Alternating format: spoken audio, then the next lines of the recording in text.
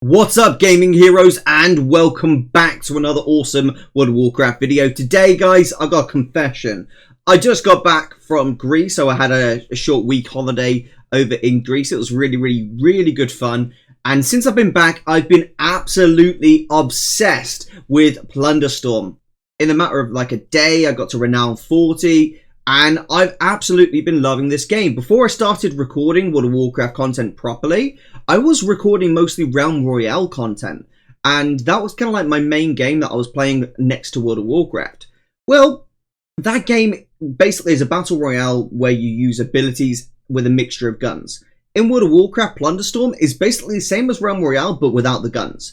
It's really gosh darn fun. That being said, I learned a lot about Plunderstorm by actually playing Realm Royale originally. Just like the instinct of when's a good time to fight, when's a bad time to fight, and those types of things. The skills were very transferable. Now that being said, I've been playing a lot of Plunderstorm and I've got some feedback. I've got some tips, tricks, things that I've picked up as I've been playing the game. The first tip is, when you're landing, don't land on an elite. The number one person you shouldn't land on is an elite. You should actually land on normal mobs, and the reason for this is the first mob you kill is guaranteeing you an ability. So if you land on an elite, yeah, you're going to get an ability anyway. So what you really want to do is land near an elite on a normal mob. This will get you one ability, then you use that ability to kill the elite. That will get you your second ability. Having a strong start in Plunderstorm is so gosh darned crucial for you to do well in the rest of the game. You need a strong start to do well. Now, I highly encourage you, if you are dying early regularly, I highly encourage you to consider changing where you are dropping and consider maybe trying somewhere else. Now, don't think that because it's a castle or something like that, you should definitely drop there. There's lots of good spots to drop that aren't a castle. And you should definitely keep your eye on the prize, so to speak. In fact, some of my favorite locations to drop are at dead center of the map. I like them because you get to choose exactly where you want to go on the map. Whereas if you start on the outside, you can't quite get to the other side without running through the entire map. So it gives you a lot of options. Don't always feel like you have to choose a specific encampment. Try out some new drops, and if you are dying early, just bear in mind you might be getting to fights too early and you might not be getting enough abilities. But yes, first tip is definitely land on a normal mob, not an elite. I've tried to queue solo duos and solo trios where I get random partners. The problem is they always land in the most stupid places possible. And it's not their fault. They don't know where to land. And really, Blizzard should do some due diligence here and put a couple tips when landing. Aim for a mob to get an ability. Or something basic like that. Like a nice basic tip that would really help the basic casual players who are playing the game. Second tip. I see a lot of casual players, specifically my audience tend to be casual players who enjoy gold making, pet collecting, mount collecting, these types of things. And they're often complaining about, the grind of getting to Renown 40, how long it takes. You need to find a new way to enjoy the game. All right? You need to find a way to enjoy the game because everything that is boring or something you hate to do is always going to take longer if you have to do it. So find something you enjoy in this game that you specifically really enjoy, and then just do that because you'll enjoy your grind so much more and it will go so much faster if you're having a good time.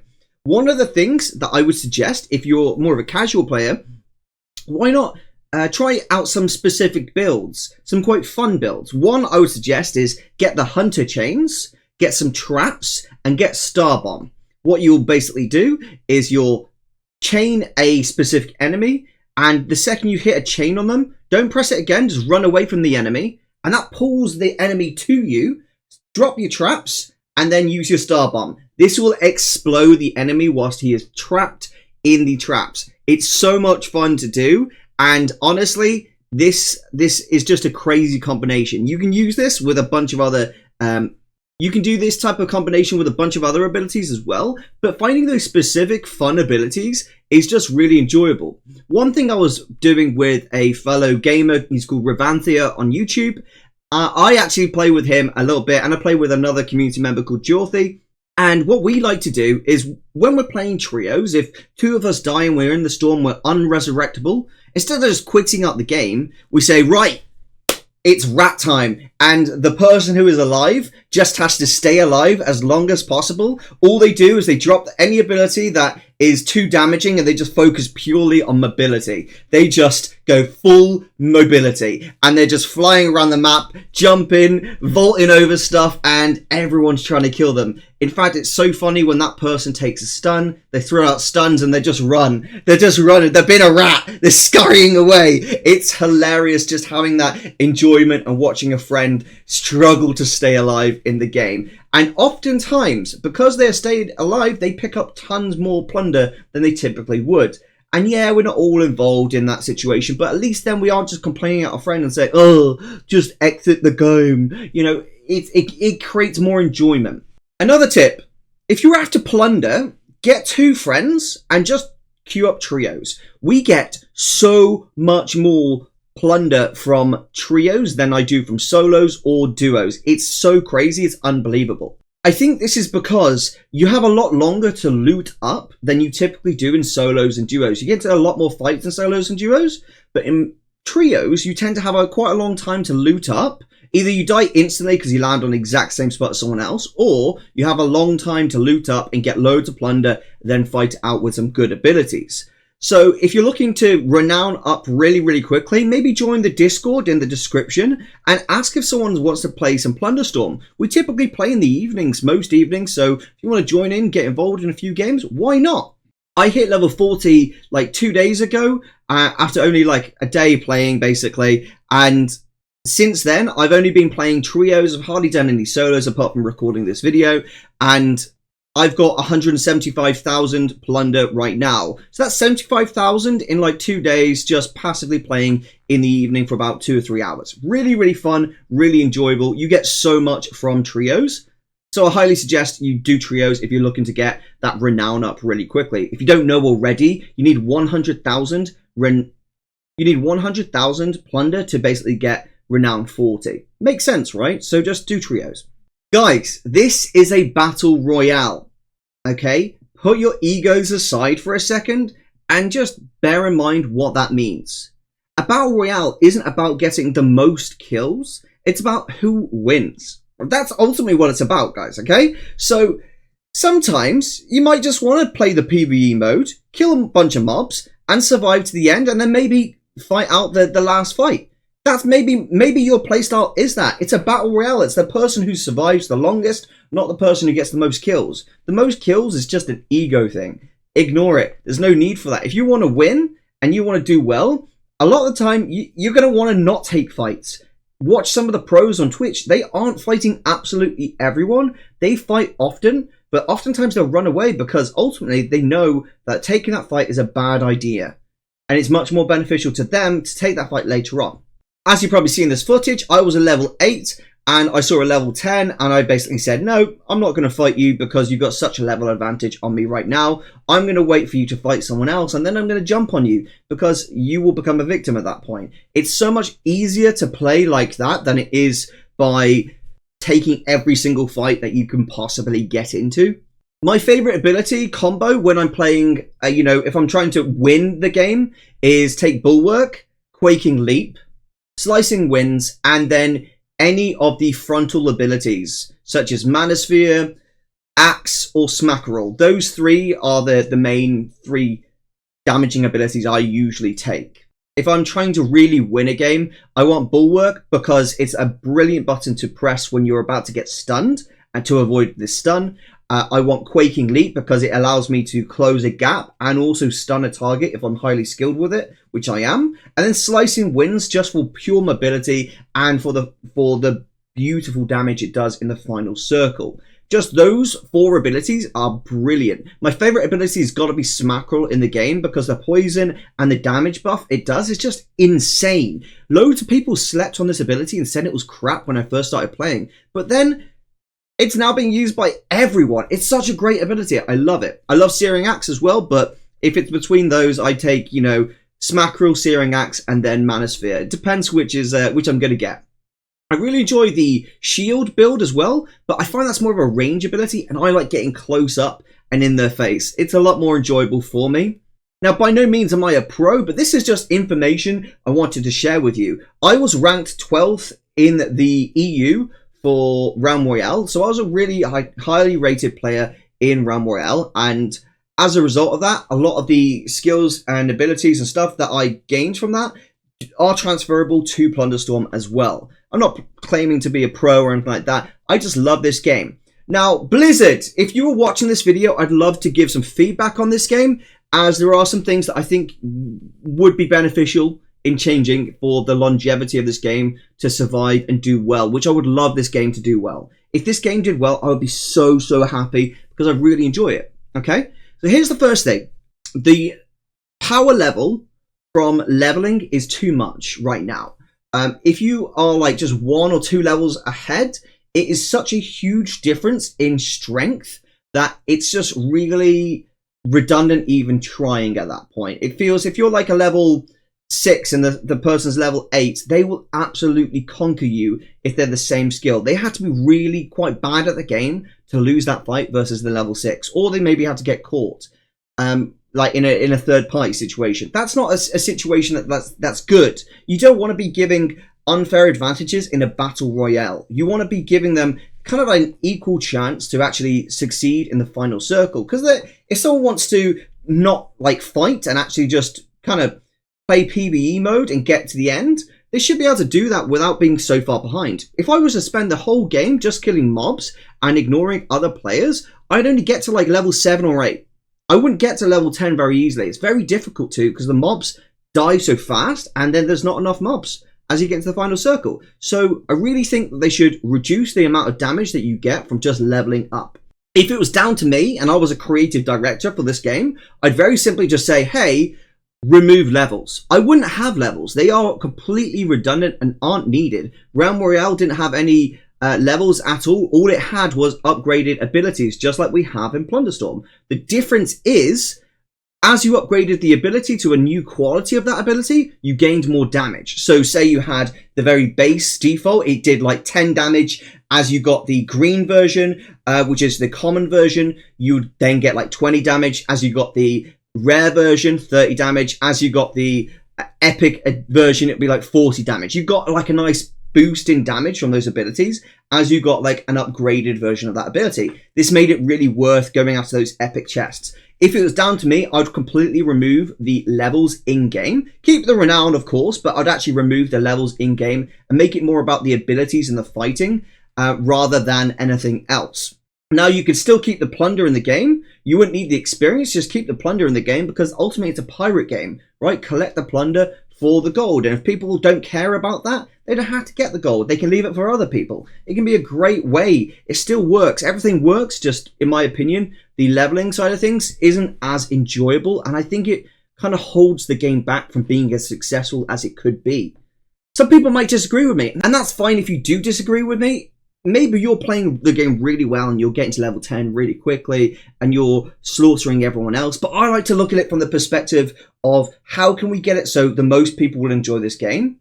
And I think of like, you've got really good players and then you've got the other people, which is like 80% of the population of the people who play this game, who are just typical gamers, and they will really struggle to get that same level difference that you might have. So I like to look at it from that perspective, and for that reason I say, in my opinion, Blizzard, if you want this game to do really well, remove the levels and make it more about the abilities, add basically higher damage for the ability types and things like that, rather than making it about the levels.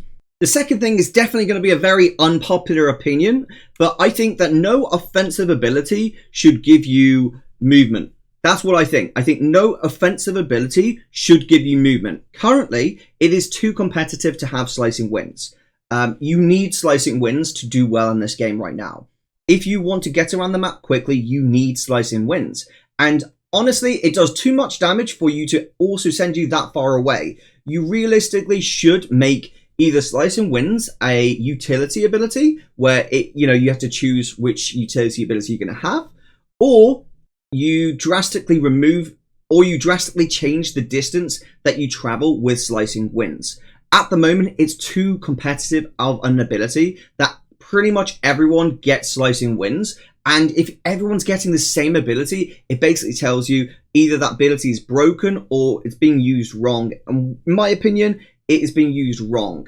I would personally put that as a utility ability. It doesn't seem like a huge change, but in my opinion, that just makes a lot more sense. You want people using the actual damaging abilities rather than just using another way to move around the map quicker. This will add to more engaging fights and better fights on a whole. People might not like me for saying this, but I don't really care what people think. I say the truth as to my honest thoughts and feedback as a player who loves this game and wants it to succeed. If you have an unlucky game and you don't actually see one slicing wins all game, that feels crap, dude. It feels so bad.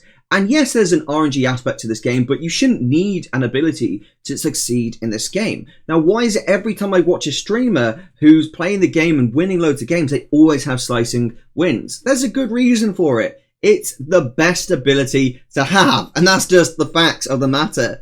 Next, one more thing. Earthbreaker. Earthbreaker is so much fun, but I think you should increase the range that it basically shoots someone into the air. That's something that I think could be really fun to play with, because at the moment, it kind of like, it expands and then it just kind of shoots you into the air a little bit and then you straight back down. Like, it's like a stun, right? Instead of stunning, I think it should actually just throw the person into the air all the way up, or like quite high up, and then that person can control kind of where they're falling. That would be such a more fun ability to play with. Just being able to like shoot people into the air. And also make it harder for people to do like crazy combos using Earthbreaker, which isn't too much of a bad situation, but it also gives the player some way to kind of try and outplay it, especially in something like trios or duos or things like this. That's neither here nor there on whether that's going to be hinge on the success of the game or not. It's just one of those pet peeve things I'd love to see, is actually Earthbreaker really shooting people into the air to make them feel like, wow, I've just knocked them into the air using my Earthbreaker style. As for another ability I think they should add to the game, it's literally like Rhyme Arrow, but more of an arrow. Because at the moment, it's more of like, when you do Rhyme, you just kind of like throw it and it guarantees hits the target. I think there should be a more powerful ability in the game that just shoots in a straight direction for quite a while. Like Manosphere, but more of an actual arrow is probably the best way. That's what I would describe, because what I like about Manosphere is, yes, it hits the target and then it knocks them around as well. But if we had an ability that just actually maybe even did bleed damage, that'd be pretty cool. If we could shoot like an arrow that went straight in a direction, like, and that would apply bleed damage, that'd be pretty cool. Like a Toxic Smackerel, but from range, and it goes in a straight line. It's like a skill shot ability. That would be so cool to have that type of ability in game. I would absolutely love that. It would certainly make those range builds where you potentially want to be like a sniper in game a lot more enjoyable to play. And then lastly, my last bit of feedback for this game is the same as everyone else really. Remove it from World of Warcraft and add it as a separate game launcher that you actually just launch from Battle.net rather than log into World of Warcraft and have to have an active World of Warcraft subscription. This game doesn't need a subscription. This game should just have a battle pass. Pure and simply, we should be able to pay for the battle pass if we want to. A bit like, you know, Overwatch or things like this. Actually have a battle pass that we can just actually buy and then work and grind basically all the way through. That would be so much more successful than what we currently have, which is the World of Warcraft subscription. If people like the graphics and want to try out World of Warcraft, then by all means, give it a go. As for Overwatch, I play Plunderstorm way more than I've ever played Overwatch. I enjoy Overwatch. It's quite fun to play every now and again. But Plunderstorm, this is really quite addictive because I can enjoy it with my friends super easily. If I play Overwatch, I just feel a little bit competitive and like it hinges too much on the team combination to achieve stuff. Plunderstorm, I feel like I can make some plays solo, even if I'm a trio game. So yeah, I would definitely say add it as a game to the Battle.net launcher and then basically make it free to play with a battle pass. This just makes sense to do that. I'd also, in the future, stop making the appearances and everything like that so connected to World of Warcraft. And don't get me wrong, it's great that you can earn stuff for World of Warcraft by playing Plunderstorm, but I also think there's a huge negative to that as well. And that is casual players who want to get an appearance or a mount or a pet, things like this, they often feel like they're trapped and forced into doing something they don't want to do.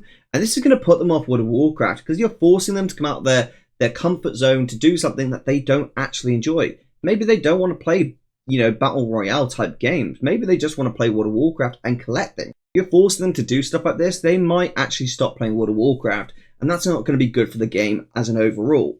Now, I love WoW. I'm going to play it nevertheless. But I think the appearances and things like that should be appearances that we can actually just use in-game.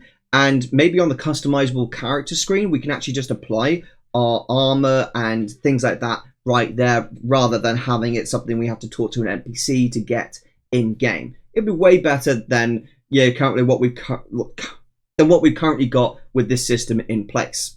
Rather than having to transmog your character when you get into the lobby, it'd be way better if we could just customize the character on the screen beforehand, where we're all preparing to join the game.